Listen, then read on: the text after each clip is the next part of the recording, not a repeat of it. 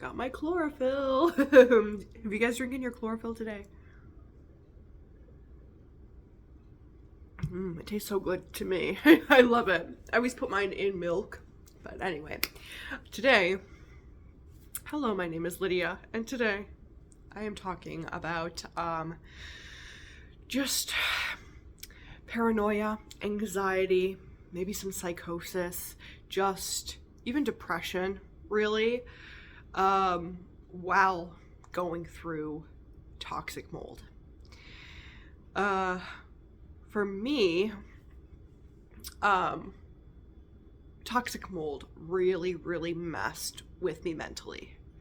Like, especially when I think back to the times where I was maybe at the worst, at the height, I guess, of toxic mold, where, especially when I didn't know about binders yet, and I wasn't doing anything to even just keep it at a stable place, and it just felt like I was getting worse and worse every single day. I felt like I was going insane. I really did. And the anxiety would build up so much. And recently I saw a post on Facebook where a mom was talking about how her daughter has this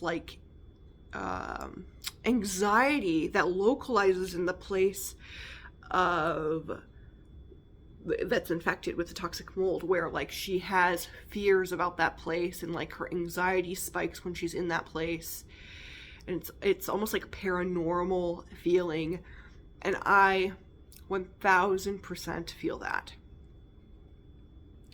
It's interesting because I'm naturally a person who, I would say, I'm quite anxious by nature.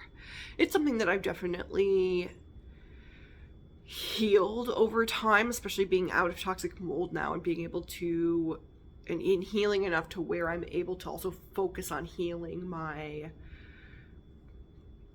my emotional side to myself, and going to therapy, and just really just healing myself mentally.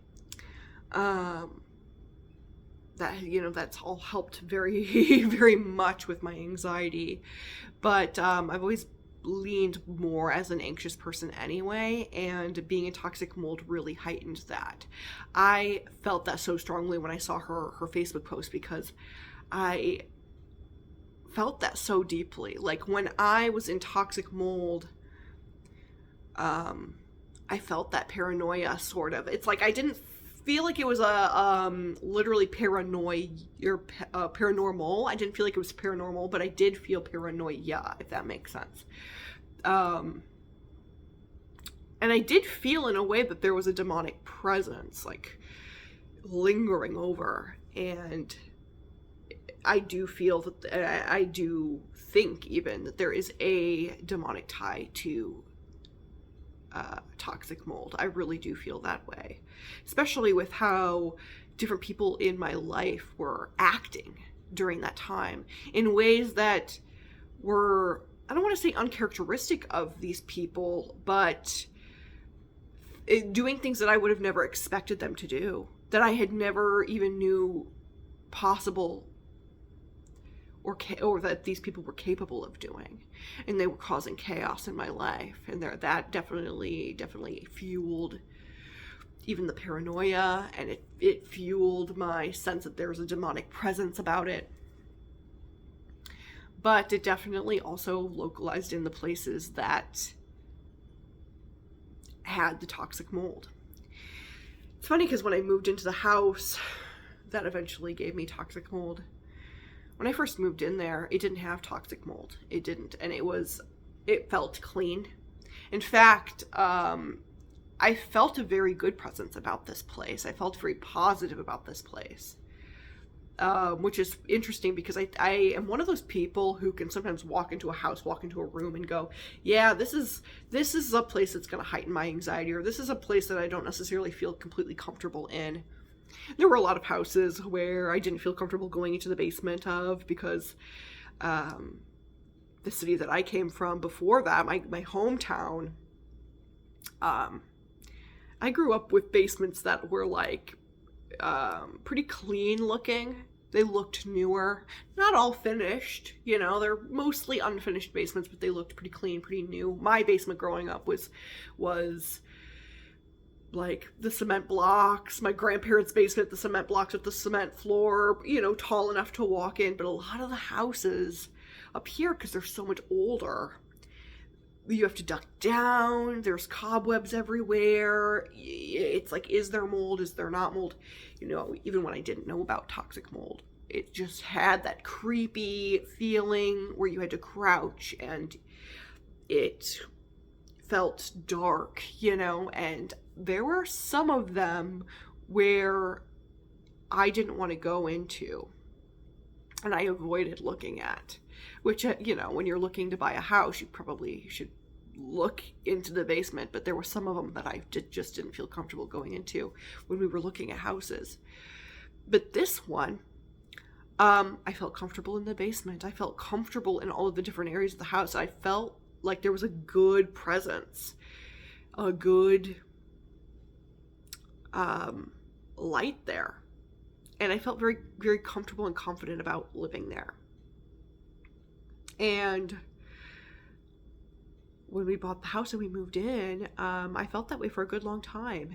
And as the mold started and grew and wreaked havoc on our lives, it felt like that feeling went away of being positive there. And, you know, not even just because it was causing chaos in our lives, but also just energetically and spiritually, it felt like this scary presence. And even when I was safe, you know, I would be, or as safe as I could be, you know, up in my room, you know, it's late at night, like everything's okay, even though I do know that I am sick and I am slowly deteriorating, like I'm in this moment, nothing is actively threatening me. I still felt this like eerie presence downstairs where the mold was, and I just kind of felt like this resistance to go down there, even though some of the mold was in our living space. Some of it was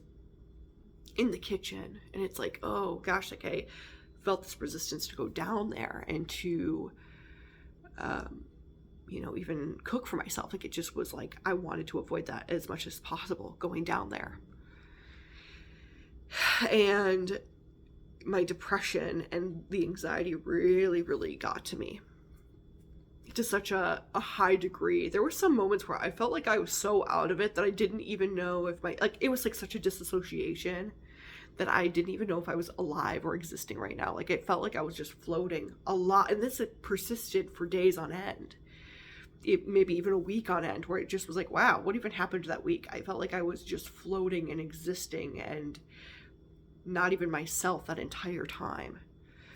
And there's a lot of people out online who have said that toxic mold feels like a drug overdose.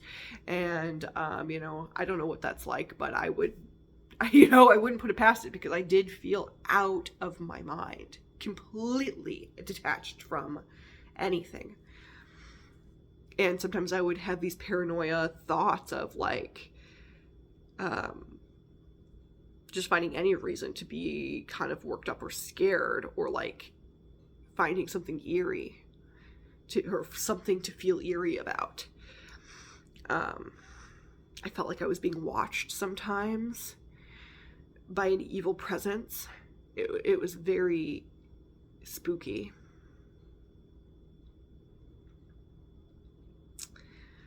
Yeah, it was a wild time. It was a really wild time. And then mixed with the fact that I just felt like all I need to do is get out, especially when I started to realize like how much it was affecting me. And already through the phases of detoxing, once I got to that phase of like, oh yes, I am detoxing, which really just kept me here until I got out of toxic mold. Then I was able to really heal, but really the binders just sort of kept me at this plateau so I wouldn't get any worse, which was really good in the end. But yeah, so once I had that knowledge and I was here, I mean, I forgot what I was gonna say. Oh, when I was there, that's like when I started to like really have this urge that I need to get out of here. I need to get out of here. And so that was a constant consuming thought of like, get me out of here, get me out of here. How do I escape? How do I get out?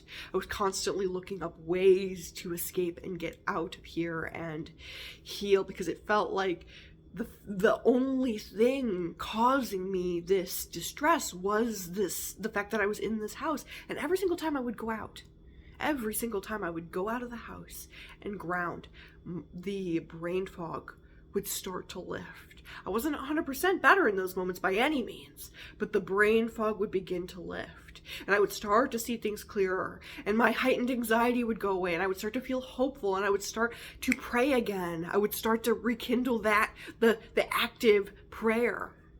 It was crazy. Wow, that lighting is stunning. Ironic when I'm just talking about prayer, huh? But it was just really wild to have that like constant thought running through my head. I just need to get out. I just need to get out. How do I get out? Constantly looking things up to a dead end and trying to come up with these ideas of how to escape.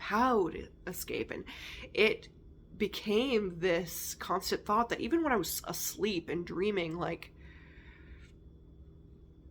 a big portion of my thoughts throughout my dream were, how do I get out? How do I escape? And it was really just a lot of that all the time. And that definitely didn't help my feeling this like psychotic feeling. Because then there were moments where I was like, well, I would even go to extreme measures if I could think of extreme measures. You know, moments where I felt so trapped where I was like, I would contact anybody if I knew who to contact.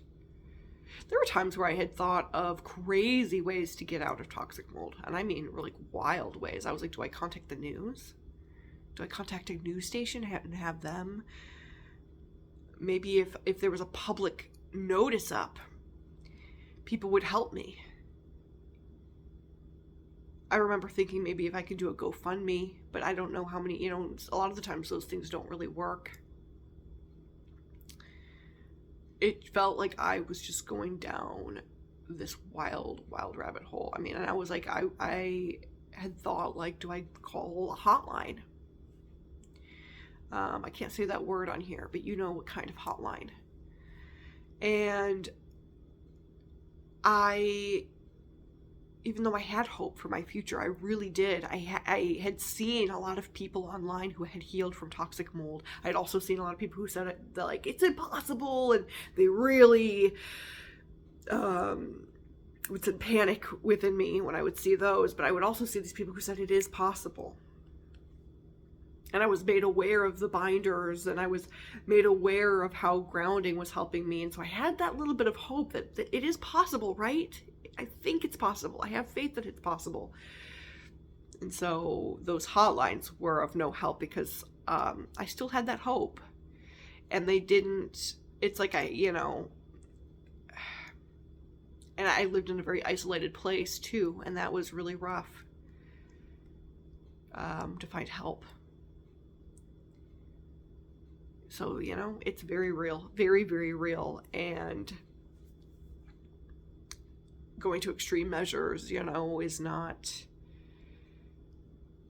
it definitely crossed my mind a lot. It definitely crossed my mind a lot during that time. Because toxic mold, it makes you do wild things. It makes you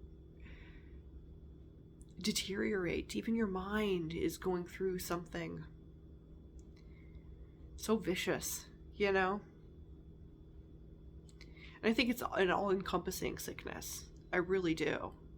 Because it's not just, it's really not just the physical. I mean, or even the mental at that point. It's even the spiritual aspects of it, I mean, toxic mold is mentioned in the Bible, and it's taken very seriously when mentioned in the Bible.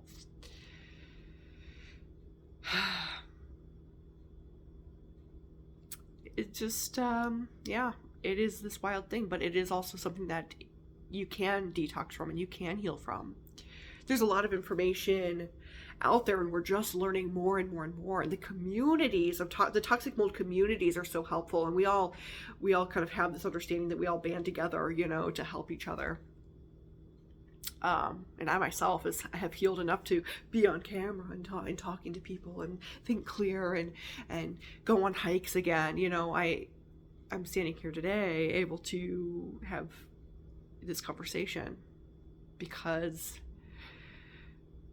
of healing, because it is possible to heal from toxic mold, And that's such a beautiful thing.